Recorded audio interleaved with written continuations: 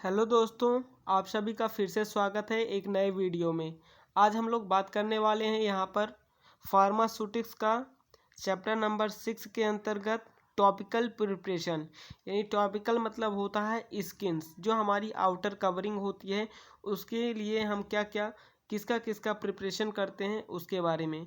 तो आप सभी का स्वागत है स्टूडेंट सपोर्ट यूट्यूब चैनल पर। साथियों, वीडियो को पूरा देखिए, तभी आपको सारे डाउट्स क्लियर होंगे और अच्छे से समझ में आएगा। इसे लाइक करिए, शेयर करिए, सब्सक्राइब करना मत भूलिए। तो चलिए, आज का जो हमारा पहला टॉपिक है वह है ऑइंटमेंट। ठीक है, ऑइंटमेंट क्या होता है इसको हम समझेंगे, इसकी प्रिपरेशन कैसे की जाती है इसको समझेंगे, इसका एडवांटेज क्या है इसको भी समझेंगे, इसका डिसएडवांटेज क्या है इसको भी समझेंगे। सारी जानकारी यहाँ पर आपको देंगे। तो चलिए हम शुरू करते हैं अब इस नए वीडियो को। तो जो ऑइंटमेंट होता है वो एक प्रकार का सेमी सॉलिड होता है। ठीक है, सेमी सॉलिड एक प्रकार का हमारा क्या होता है, क्रीम होता है।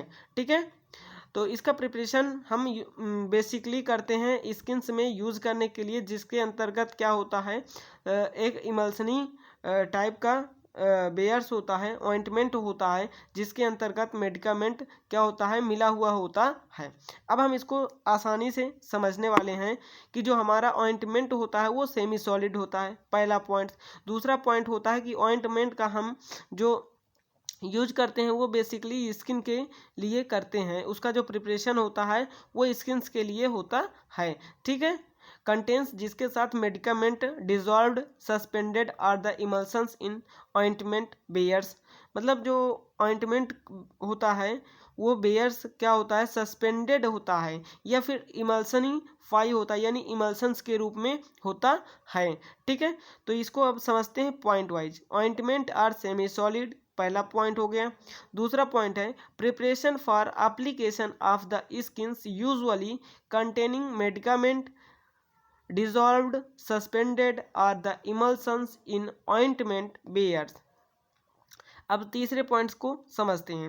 The ointment are mainly use as the protective और the illuminant for the skins. तो ऑइंटमेंट बेसिक तौर पर मुख्य रूप से हमारी स्किन्स को प्रोटेक्ट करने के लिए इसका यूज किया जाता है। ऑइंटमेंट का यूज स्किन्स को प्रोटेक्ट करने के लिए किया जाता है।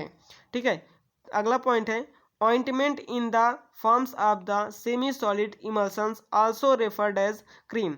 तो ointment जो होता है हमारा एक प्रकार का सेमी सॉलिड फॉर्म्स होता है जो इमल्सन्स की तरह होता है। इसको हम यह भी कह सकते हैं कि यह एक प्रकार का क्रीम भी होता है। अगला पॉइंट है ointment and cream containings large preparations of the insoluble powder referred as the paste. तो हमारा ऑइंटमेंट एक प्रकार का ointment and cream contains, ointment और क्रीम कंटेंट करते हैं एक विशेष प्रकार के पाउडर को, जिसको हम कह सकते हैं पेस्ट।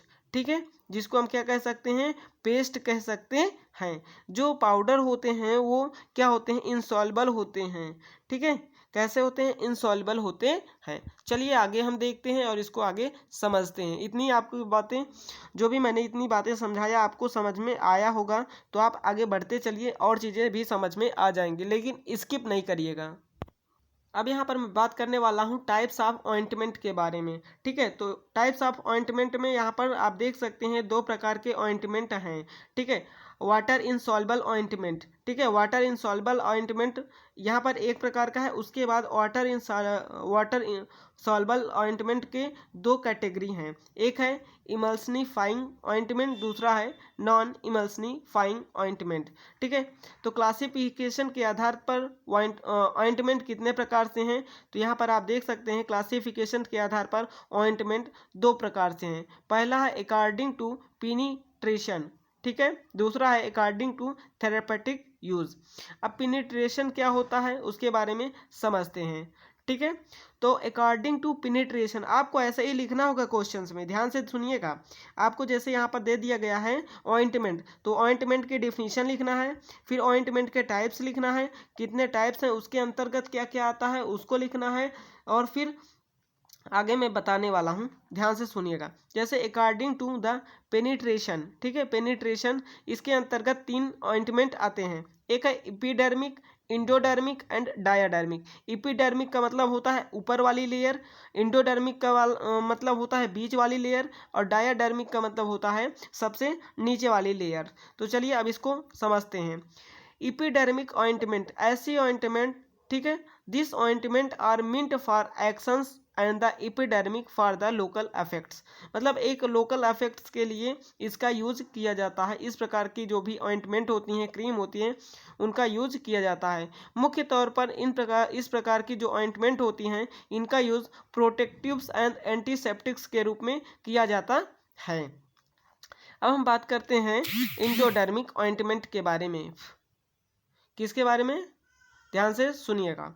इंडोडर्मिक ऑइंटमेंट के बारे में। These ointment are meant made, ठीक है, मेंट फॉर एक्शंस और deep layer of cutaneous tissue. जो हमारी स्किन की लेयर है, इसके अंदर जो भी क्या हैं लेयर्स हैं, उस लेयर पर जाकर के ये क्या हो जाते हैं, ऑब्जर्व हो जाते हैं, ठीक है, एब्जॉर्ब हो जाते हैं पार्सली, और वहाँ पर जा करके अपने क्या करते हैं, साइड ऑफ एक्शंस को शो करते हैं। अगर हमारी स्किन में क्या है, इन्फ्लामेशन है, स्टिमुलेशन है, उसको वो क्या करते हैं, इरिटेशन है, उसको वो क्या करते हैं, सही करते हैं, सही करते हैं, ठीक है। अब यहाँ पर हम बात करते हैं डायाडर्मिक के बारे में। डायाडर्मिक ऑइंटमेंट क्या होती हैं? ऐसी ऑइंटमेंट जो हमारे बॉडी के, जो हमारी स्किन के सबसे निचले स्तर पर, ठीक है, जा करके क्या हो, मेल्ट हो, ठीक है, मेल्ट हो या घुले या पिघले या एब्जॉर्ब हो, उस प्रकार की ऑइंटमेंट को कहते हैं डायाडर्मिक ऑइंटमेंट, ठीक है। सुनिएगा, these ointment are meant for deeper penetrations and release medicament that pass through skins and produce, ठीक है, वो क्या करेंगे, प्रोड्यूस करेंगे अपने एक्शंस को और शो करेंगे, जहाँ पर कोई भी प्रॉब्लम्स होगी उसको वो क्योर करेंगे। तो ये तीनों चीज़ें आपको आई होप समझ में आ गई होंगी। अब मैं बढ़ता हूँ अकॉर्डिंग टू थेरेपेटिक यूजेस के बारे में। यहाँ पर अब आप देख सकते हैं अकॉर्डिंग टू थेरेपेटिक के अनुसार हम किस प्रकार की ऑइंटमेंट को यूज करते हैं। Antibiotic ointment, anti fungal ointment, anti inflammatory ointment, anti astringent ointment और काउंटर इरिटेशंस ऑइंटमेंट। तो इन सबको हम अब यहाँ पर एक्सप्लेन करने वाले हैं, ध्यान से सुनिएगा, ठीक है। एंटीबायोटिक ऑइंटमेंट का क्या होता है? Use to kill micro organisms, ठीक है। अगर एंटीबायोटिक आप लिख रहे हैं तो इस पे लिखेंगे use to kill micro organisms, antibiotic use and the neomycins, bacitracin, ठीक है, बेसिट्रोसिन। इस प्रकार के हम ऑइंटमेंट का यूज करते हैं, किसको, किल करने के लिए माइक्रो ऑर्गेनिजम्स को, ठीक है। तो इनको हम कहेंगे एंटीबायोटिक ऑइंटमेंट। अब अगर हम बात करते हैं एंटी फंगल ऑइंटमेंट के बारे में, यूज टू इनहिबिट और किल फंजाई को किल करने के लिए एंटी फंगल एजेंट जैसे बेंजोइक एसिड, निस्टैटिन्स, इस प्रकार के हम ऑइंटमेंट का यूज करते हैं एंटी फंगल्स के रूप में, ठीक है। Anti inflammatory ointment, it is use to relieves inflammations, allergy conditions and skins. जो भी हमारे स्किन्स में एलर्जी कंडीशंस हैं या इन्फ्लामेशन है, सूजन है, उसको रिलीव करने के लिए हम क्या करते हैं, एंटी इन्फ्लामेटरी ऑइंटमेंट का यूज करते हैं। Anti astringent ointment, it cause contractions of the skins, deepest discharge. जो हमारी मध्य वाली स्किन लेयर है वहाँ पर कंट्रैक्शंस हो जाता है, तो उसको ठीक करने के लिए हम कैलामाइन या जिंक ऑक्साइड ऑइंटमेंट का यूज करते हैं। अब यहाँ पर एंटी इरिटेशंस ऑइंटमेंट का यूज हम कहाँ पर करते हैं, चलिए देखते हैं। Applied locally to irritate the skins of show reducing the relieving on their irritations deep state, ठीक है, डीप सीटेड पेन्स। मतलब जहाँ पर इरिटेशन हो, खुजली हो, पेन हो रहा हो, वहाँ पर एक विशेष लोकल एरिया में, ठीक है, वहाँ पर हम क्या करते हैं, एंटी इरिटेटिंग्स ऑइंटमेंट का यूज करते हैं। अगर हम एग्जांपल्स की बात करते हैं तो इसमें आयोडीन एग्जांपल्स हैं। अब इसके हम एडवांटेज की बात करते हैं। तो ये हमने जो थेरेपेटिक ऑइंटमेंट के बारे में अभी पढ़ा, अब इसके एडवांटेज क्या क्या हैं इसको समझते हैं। तो they are chemically more stable, ये केमिकली मोर स्टेबल होते हैं than the liquid solid dosages form. जो भी हमारी solid liquid dosages form ointment होते हैं उसके कंपेयर में ये हमारी ऑइंटमेंट, ठीक है, ये क्या होती हैं, मोर स्टेबल होती हैं, ठीक है, केमिकली रूप से, ठीक है। दूसरा इसका एडवांटेज है प्रोटेक्ट स्किन, स्किन को प्रोटेक्ट करते हैं, एंटी माइक्रोबियल प्रॉपर्टी इनके पास होती है, अप्लाइड ईयर ईजिली, इनको हम इजीली क्या कर सकते हैं, अप्लाई कर सकते हैं। बातें सभी को समझ में आ गई होंगी। इतनी चीज़ें अगर समझ में आ गई है तो मैं आगे बढ़ रहा हूँ, आगे भी आप देखते रहिए। चलिए अब मैं यहाँ पर बात करने वाला हूँ डिसएडवांटेज के बारे में। अब इसका डिसएडवांटेज क्या है, they are more bulky than the solid dosages form. ये सॉलिड डोजेज फार्म की अपेक्षा में, तुलना में सॉलिड डोजेज फार्म सिंगल होते हैं, यूनिट डोजेज फार्म होती हैं, लेकिन ये अधिक बल्की होती हैं, इसमें अधिक पाउडर की मात्रा प्रेजेंट होती है, इसलिए इसका यह डिसएडवांटेज है। They are less stable than the solid dosages form, यह सॉलिड डोजेज फॉर्म की कंपेयर में लेस स्टेबल होती है, लेकिन लिक्विड डोजेज फॉर्म की तुलना में यह मोर स्टेबल होती है, ये इसका एडवांटेज था। और यहाँ पर ये सॉलिड डोजेज फॉर्म के कंपेयर में लेस स्टेबल है, इसलिए इसका यह डिसएडवांटेज है। तो आई होप आपको ऑइंटमेंट के बारे में समझ में आ गया होगा, क्या क्या लिखना है, कैसे लिखना है। अब मैं बात करने वाला हूँ अगला जो अपना टॉपिक है क्रीम के बारे में, ठीक है। क्रीम के बारे में बात करूंगा, उसके एडवांटेज और डिसएडवांटेज के बारे में भी बात करूंगा, ठीक है, इसलिए वीडियो को आप पूरा देखिए।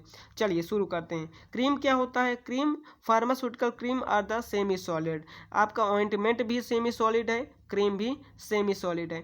बेसिकली आपका दोनों मिलता जुलता होता है। आप अगर एक याद कर लेंगे तो दूसरे को आराम से याद कर सकते हैं, लिख सकते हैं। Preparation containing one or more medicinal agent, इसके प्रिपरेशंस में एक या एक से अधिक मेडिसिनल एजेंट का यूज किया जाता है। Dissolve dispersed in either a water in oil, इसको डिजॉल्व किया जाता है या तो वाटर इन ऑयल में या तो फिर ऑयल इन वाटर में, ठीक है। Emulsions are oil in water और in the another types of water washables bears, मतलब ऐसे इनकी प्रिपरेशन होती है, या तो ये वाटर इन ऑयली होते हैं या ऑयल इन वाटर होते हैं, ठीक है। Cream is semi solid topical preparation, इसका टॉपिकल प्रिपरेशन के लिए बनाया जाता है। Cream is the homogeneous materials, cream जो होता है वो होमोजीनस मतलब एक सिंगल होमोजीनस मटेरियल होता है। क्रीम इज इमल्सन, क्रीम एक प्रकार का इमल्सन भी है। अब अगर हम इसके एडवांटेज की बात करते हैं तो आपको क्रीम्स के बारे में समझ में आ गया। अब हम बात करते हैं एडवांटेज के बारे में, ठीक है। तो यहाँ पर आप देख सकते हैं advantage, cream are simple to apply, cream को आसानी से हम अप्लाई कर सकते हैं। दे स्प्रेड मोर इजीली, ये आसानी से फैल सकती है, फैल जाती है। Cream are water washable, cream water से धुली जा सकती है, इसको धोया जा सकता है, ठीक है, इजीली रिमूव हो सकती है वाटर से। क्यों, क्योंकि इसमें वाटर की मात्रा अधिक होती है।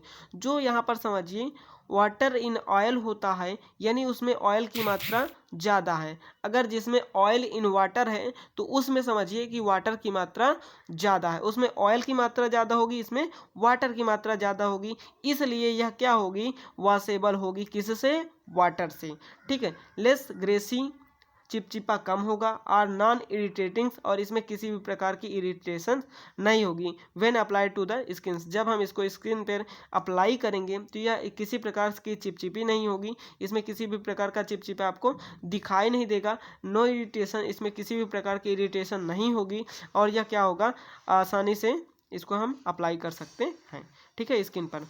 Cream are easily to remove, cream को हम आसानी से रिमूव कर सकते हैं, यहाँ पर आप देख सकते हैं, ये पॉइंट बहुत ही इंपॉर्टेंट है।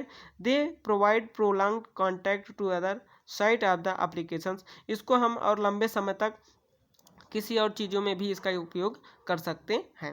Cream helps to dry injury area more quickly, creams जो होती हैं हमारे ड्राई इंजरी एरिया को जल्दी से रिकवर करने में हेल्प करती है, ये इसका एडवांटेज है। आई होप आपको एडवांटेज समझ में आ गया होगा।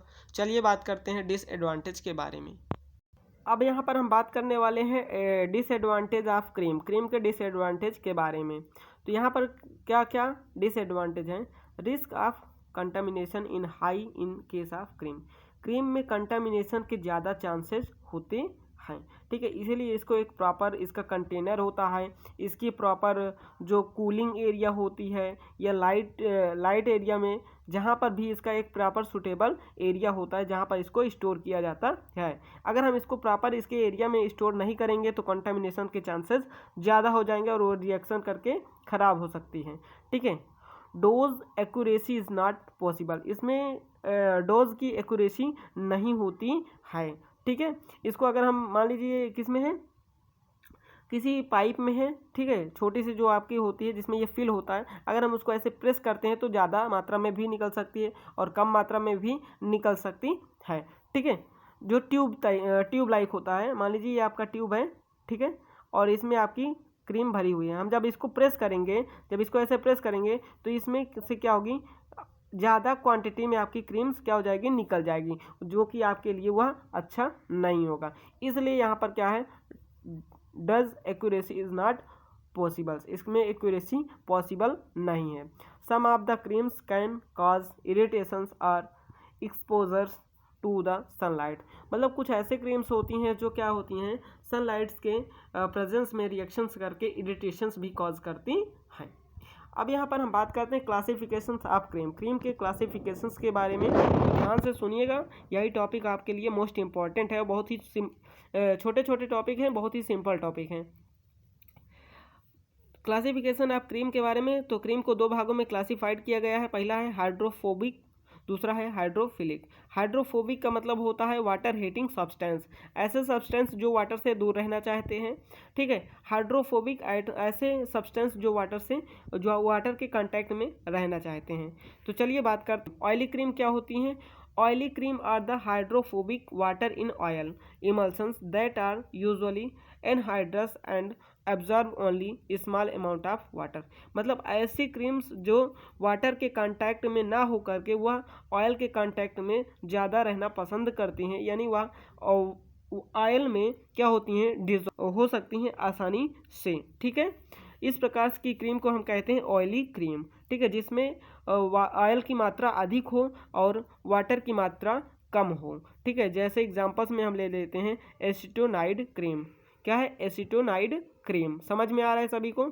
चलिए अब एक्वस क्रीम की बात करते हैं। एक्वस क्रीम, अभी आपने ऑयल क्रीम देखा यहाँ पर, अब यह है एक्वस क्रीम। एक्वस क्रीम में क्या होता है, ये हाइड्रोफिलिक होती है। हाइड्रोफिलिक मतलब इस प्रकार की क्रीम में क्या होता है, वाटर की मात्रा अधिक होती है और ऑयल की मात्रा कम होती है। Aqueous cream are the hydrophilic oil in water emulsion, ठीक है। ऑयल इन वाटर यानी वाटर की मात्रा अधिक होगी। That contains water soluble bases, ठीक है, बेयर, इसमें मतलब जो वाटर सॉल्युबल बेयर्स हैं, जो सब्सटेंस हैं, वो क्या होंगे, ज़्यादा होंगे। बातें समझ में आ रही होंगी।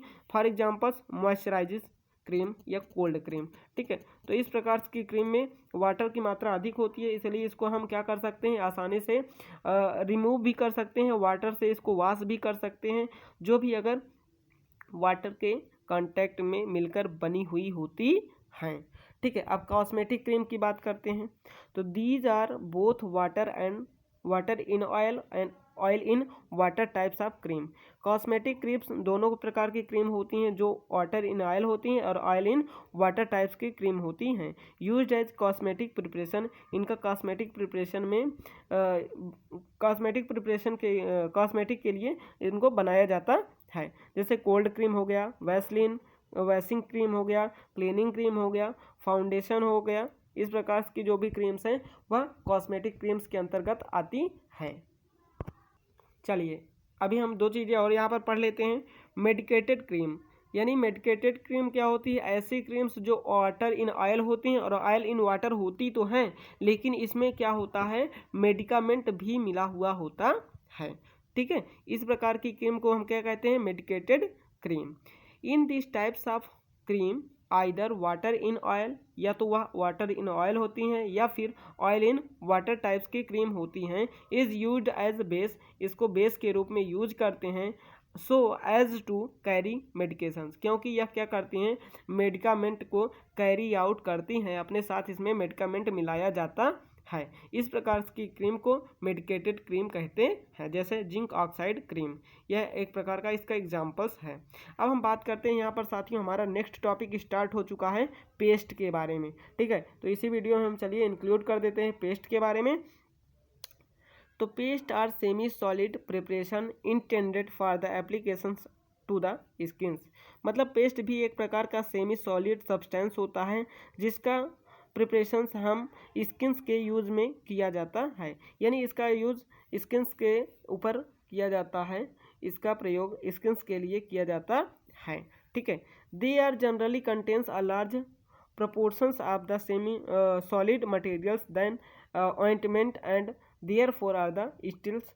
मतलब इसमें अधिक मात्रा में सॉलिड पार्टिकल्स को यूज किया जाता है, लेकिन उनको किसी प्रोसेस के द्वारा क्या किया जाता है साथियों, किसी प्रोसेस के द्वारा पहले लिक्विड में कन्वर्ट किया जाता है, फिर उसके बाद ट्राइचुरेट करके उनको पेस्ट बनाया जाता है, ठीक है। They are generally contains large proportions of solid materials, यहाँ पर अधिक मात्रा में सॉलिड मटेरियल्स का यूज किया जाता है। देन ऑइंटमेंट, बाद में ऑइंटमेंट बनाया जाता है। एंड देयरफॉर आर स्टिलाइज, और वो क्या होते हैं, लास्ट में पेस्ट का रूप ले लेते हैं। तो ये है पेस्ट का काम, ठीक है। They are used mainly as antiseptic, इनका प्रयोग मुख्यतः एंटीसेप्टिक के लिए होता है, प्रोटेक्टिव के लिए होता है, सूदिंग के लिए, शूटिंग के लिए होता है, ड्रेसिंग के लिए होता है, ड्रेसिंग के लिए होता है। Who thicker and stiff than ointment are often spread on line, ठीक है, बिफोर बीइंग अप्लाइड। यानी कहने का मतलब यहाँ पर यह है कि they are use mainly as antiseptic, protective and soothing. मतलब किसी को सूजन हो, मतलब कहीं भी और कुछ चीज़ें हों तो उसको प्रोटेक्ट करती हैं, एंटीसेप्टिक के रूप में भी पेस्ट यूज किया जाता है, ठीक है। जैसे किसी का हाथ टूट जाता है तो प्लास्टर चढ़ा करके उस पर क्या किया जाता है, चूने का लेप लगाया जाता है, कैल्शियम का लेप लगाया जाता है, ठीक है। तो वो एक प्रकार का पेस्ट होता है। बातें सभी को समझ में आ गई होंगी, ठीक है। तो उसको फैला करके, क्योंकि उसका जो वो थोड़ा सा जब क्या होता है, हार्ड हो जाता है, जब वह सूख जाता है तो हार्ड हो जाता है, तो उसको पेस्ट कहा जाता है। Method of preparation of paste. अब चलिए हम पेस्ट के प्रिपरेशन की बात कर लेते हैं, फिर उसके बाद हम जेल की बात करेंगे। Paste are prepared by trituration, मैंने आपको पहले बताया कि यहाँ पर ट्राइचुरेशन प्रोसेस होगा, and fusions and triturations method just like ointment, जैसे हमने ऑइंटमेंट बनाया था। The triturations method is used only in these causes where the base is liquid और semi solid, solid in nature. जो हमारा बेस है वह लिक्विड फॉर्म में है या सेमी सॉलिड है या सॉलिड है, इसलिए हम इसका क्या करते हैं, ट्राइचुरेशन करते हैं, और उसके बाद हम इसका प्रिपरेशन करते हैं पेस्ट का। तो आई होप आपको इतनी चीज़ें समझ में आ गई होंगी। मिलते हैं नेक्स्ट वीडियो में जेल्स के साथ। Thank you so much. जय हिंद भारत।